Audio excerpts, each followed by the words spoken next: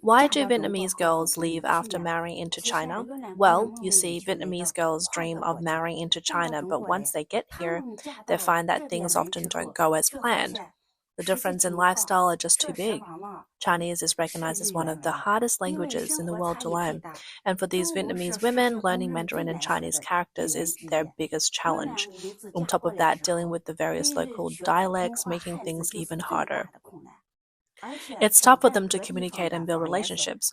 Also, many Vietnamese girls end up living in remote mountainous areas of China, like Yunnan, Huizhou, or Sichuan. They find these places to be even less comfortable than their hometowns. This reality is a harsh blow to them, whether it's the economic pressure or the living conditions. The difference between what they saw about China online and what they experience in real life is massive. This becomes the main reason they choose to leave. Since the 1980s, there have been many Vietnamese women who have chosen to marry Chinese men. This trend has helped ease the problem of Chinese men struggling to find wives. There are a few reasons behind this. China has more men than women, while Vietnam has more women than men. Also, China's economy is more developed compared to Vietnam's. Some Vietnamese women see marrying into China as a chance for a better life and more opportunities. However, things don't always turn out as they hope. Some Vietnamese women return to their home country just months or years after moving to China. Cultural differences, language barriers, and different living environments are big challenges for them. These, along with economic pressure, often lead to disappointment and pain, prompting many to leave. The women in the video also mention differences in eating habits. Their tastes are quite different from those in China. While Chinese food uses many seasoning, Vietnamese food is lighter and focuses on natural flavor. Many Vietnamese women believe that marrying into a foreign family would mean better living conditions, but after arriving in China, they realized the reality was not what they had imagined. This is another reason why some choose to leave. Another issue is that some Vietnamese brides were trafficked into China against their will. Others are involved in marriage scams. They partner with intermediaries to target families desperate for marriage. After agreeing on a price, they quickly marry into the family. Then they find ways to take the family's money. Once they've nearly drained their finances, they flee into the dead of night. Sometimes they even leave their children behind. Then they target another family. This is heartbreaking, especially for families that are already struggling. They hope to avoid high bride prices and housing costs, but end up losing both money and family. A woman shared her experience from around 2010 or 2011. Many Vietnamese women married into remote rural areas in China hoping for a better life, but they found that life didn't improve much. In some cases, it was even harder. Many Vietnamese brides choose to leave after having children, while some left before giving birth.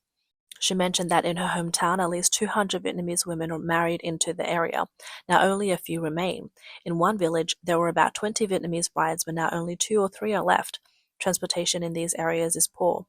The Vietnamese women saved up for plane ticket and left. In these places, men spent their life savings, around 50,000 to 60,000 yuan, to bring a bride home. These men are often older and not wealthy. The language barrier adds to the problem, leading many Vietnamese brides to leave. This is a complex social issue. She recalled a particularly sad story. 2 Chinese men spent hundreds of thousands of yuan to marry 2 Vietnamese brides. After losing 200 yuan for travel expenses, they had to walk home. It took 3 to 4 hours to cover the 15 kilometers. She watched as the 2 Vietnamese brides cried. It was truly heartbreaking. There are several reasons why these Vietnamese brides choose to leave. Number 1, the huge gap between reality and expectation has caused them significant psychological distress. Some Vietnamese women who married into China had never been there before. They didn't know what life in China was actually like. They had heard that China was wealthier than Vietnam and thought marrying a Chinese man would bring them a better life. But in reality, it was different. Many were sent to remote rural areas in China. The living conditions were nothing like the bustling cities they had imagined. These women hoped for a better life but found that things weren't much different from the poverty they had left behind. This led to a huge psychological gap for them. They felt it was better to return to their home country than to continue living this way. Number 2, some Vietnamese women find that their husbands do not treat them well after marrying into China, leading to an unhappy life. Some Vietnamese women willingly married into China hoping for happiness, love, and a stable life, but they often face coldness and mistreatment from their husband and in-laws. Living in a foreign place made them feel lonely and helpless. This made their lives unhappy and reduced their sense of well-being. In the end, many choose to leave China and go back to their homeland. Number 3. They were trafficked and sold into China. Some Vietnamese women were not willing brides. They were forced into these marriages. They came from poor, remote villages in Vietnam and fell into traps by fraudsters. These criminals lured them into China's remote areas with false job offers. Once there, they are married off to older, poor, and sometimes physically disabled or mentally challenged rural men. For these women, marrying to China felt like bowling into a living hell. Their lives were full of suffering. When they had the chance, they often chose to escape to free themselves from this hopeless life. Chinese media reported on a man from Dawu County in Hubei province in early April 2023. He paid around 77,000 yuan, which is around 10,600 US dollars, through an arranged introduction to marry a Vietnamese woman. His family was hopeful that this marriage would finally bring stability and happiness. However, just 7 days after the wedding, the bride suddenly left without a word. Dawu County is a mountainous region in northeastern Hubei. It has seen many cases of marriage fraud involving Vietnamese brides in recent years. On February 16, 2016, several villages in Meishan Township and Jingtao Town, Fujian Province, saw a mass disappearance of Vietnamese brides. More than a dozen brides went missing. Most of them do speak Mandarin. Some had been married for about 6 months, while others for less than a month. They disappeared using excuses like going out to buy clothes, groceries, or use the restroom. Their phones went unanswered. Husband found out they had all vanished around the same time. Some of these Vietnamese brides were even pregnant. Many villagers said that they were introduced to their Vietnamese brides by an intermediary from Tong An, Xiamen. This intermediary had also come from Vietnam and had lived in Tong An for more than 10 years. After the Vietnamese brides disappeared, the intermediary's phone was also unreachable. In Jingtao Town Central's village, a 29-year-old man named Feng Xiaojun was one of the husbands of a missing Vietnamese bride. He said he married a woman named Nguyen Thieu Yen from Vietnam. He paid a bride price of 50,000 yuan. He brought her home without a wedding ceremony or marriage certificate. He said, "My wife couldn't speak the Hokkien dialect but could speak Mandarin. I saw her ID card, but it was in Vietnamese, so I couldn't understand it. I only know she was born in 1990. I don't know exactly where in Vietnam she was from. She was diligent at home, and there were no signs she planned to leave." Reports say that most of these husbands came from poor families. They couldn't afford the 100,000 yuan needed to marry a local bride, so they choose to marry Vietnamese women. In recent years, cases of Vietnamese brides running away have become frequent. This is especially true in cases involving black market marriage agencies. These pose a significant risk, often leaving families with both financial and emotional losses. The fantasy of Vietnamese brides as gentle, hardworking, and not requiring a bride price has made marrying Vietnamese women a popular trend. In 2011, the Guangxi Public Security Department released data showing that over 40,000 undocumented Vietnamese brides were found in Guangxi alone. In other provinces, the number of Vietnamese brides were estimated to be over 65,000. This means that at that time, there were more than 100,000 Vietnamese brides in China. In broader areas like Guangxi, advertisements are even posted on utility poles. They say things like "get married in 3 months guaranteed" or "only 200,000 yuan." If you don't trust these street ads, there are professional matchmaking websites like Vietnam Cupid that offers similar services. The staff at these websites often use words like obedient and well-behaved to describe these brides. They assure clients confidently, saying, "We charge 3,000 yuan to arrange a meeting in Ho Chi Minh City. If the couple decides to get married, we charge an extra 36,000 yuan to organize the wedding, including wedding photos. If the bride files for divorce or runs away within 2 months, we will help you find another partner." Meanwhile, remote villages in Vietnam are facing a crisis. Many young girls are disappearing. According to a BBC report, a 56-year-old woman named Do lives in a small Vietnamese village with only 50 people. She has a terminal illness. Her daughter Mi went missing 2 years ago. Mi was helping out at a market stall when she was followed by two men and then vanished. Locals believe Mi was taken to China and sold as a wife. Do's only wish now is to see her daughter before she dies. Since Mi's disappearance, her sister-in-law has been living in fear.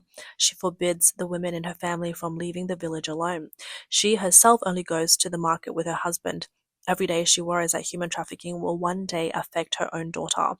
Commentator Tang Jingyuan says that there are deeper reasons behind the trafficking of Vietnamese women. He believes that China's long-standing one-child policy forced many women to undergo abortions in rural areas where strong male labor is preferred. This led to a gender imbalance. Now there are more men than women, which has created demand for Vietnamese brides among older Chinese men. Tang Jingyuan also points out that China has an unprecedented level of social control, with surveillance cameras everywhere, yet large-scale crimes like human trafficking continues with little enforcement. He argues that the real reason is the government's priorities. China's control system focused mainly on suppressing religious groups, human rights activists, and dissidents, spending vast resources on this. When it comes to issues that affect people's daily lives, the police often turn a blind eye. In many places, the line between the police and criminal gangs is blurred. Corruption is widespread. The lucrative business of human trafficking and bride selling has attracted many corrupt police officers, organizing crime groups, and other criminals. Many government officials are involved, forming a massive network that keeps this illegal market thriving. The problem of Chinese men struggling to find wives is widespread. Vice President Yuan Xing of the China Population Association says China's 40-year-long gender imbalance at birth has led to many young men being forced into singlehood. Over 30 million Chinese men cannot find a wife. Yuan Xing notes that the lack of marriageable women for millions of Chinese men is a reality. The high male-to-female birth ratio has caused a mismatch in the population of marriageable age men and women. This has led to social issues including a marriage squeeze, fewer marriages, the higher divorce rates. He stresses that addressing the gender imbalance in society is urgent. In normal circumstances, for every 100 girls born, there are 103 to 107 boys. This is the normal ratio worldwide. Since the 1980s, China's one-child policy has led to a steady increase in the number of boys being born compared to girls. In China's third nation census, in 1982, the ratio reached 108.5 above the normal upper limit of 107. Since then, the ratio has continued to rise, peaking at 121.2 in 2004. The 2010 census showed a ratio of 118, far beyond the normal range of 103 to 107. A preference of boys is deeply ingrained in some parts of China's society. Under these conditions, a negative impact of the one-child policy has led to a gender imbalance in the population. In a 2011 report by the Financial Times, the number of newborn boys in China exceeded the number of girls by 20%. The 2010 census showed that China's male population exceeded the female population by 34 million. This is roughly equal to the entire male population of France. Yuan Xing points out that the high male-to-female birth ratio over the past 40 years has led to 34 to 35 million more males than females. This imbalance has left many men forced into singlehood. Chinese state media have reported that in some rural areas, the cost of marrying a bride can reach 1 million yuan. Worse still, even if a family spends that much, they may still struggle to find a bride. A man from Jiangxi said that among his relatives, there are 7 or 8 marriageable men who cannot find a wife. The oldest is 37 or 38 years old. Some cannot find wives because their families do not own property in the country. Others are seen as unappealing because they have not received much education. A man from northern Jiangsu also said that finding a wife in rural areas is very difficult. If the parents are not business people or government employees, and if the family is not well off, the young men face an uphill battle. Matchmakers do not even bother with families that have 2 sons. Vice Director Wang Peian of China's National Health and Family Planning Commission has warned that the gender imbalance is a serious hidden threat to China's population and social stability. He explained that the long-term high male-to-female birth ratio has led to a lot of social problems, which are now becoming more visible. The most direct impact is the marriageable squeeze. In simple terms, this means that a segment of the population finds it hard to get married or remain single. In March this year, the China Rural Research Institute at Central China Normal University released a report on the marriage difficulties faced by older rural men. The report showed that this problem has become more severe in recent years. In a survey of 119 sample villages, 51 villages, or 43%, reported significant difficulties for older men in finding a spouse. The problem was most severe in the central region, with 50%, followed by the west at 40% and the east at 39%.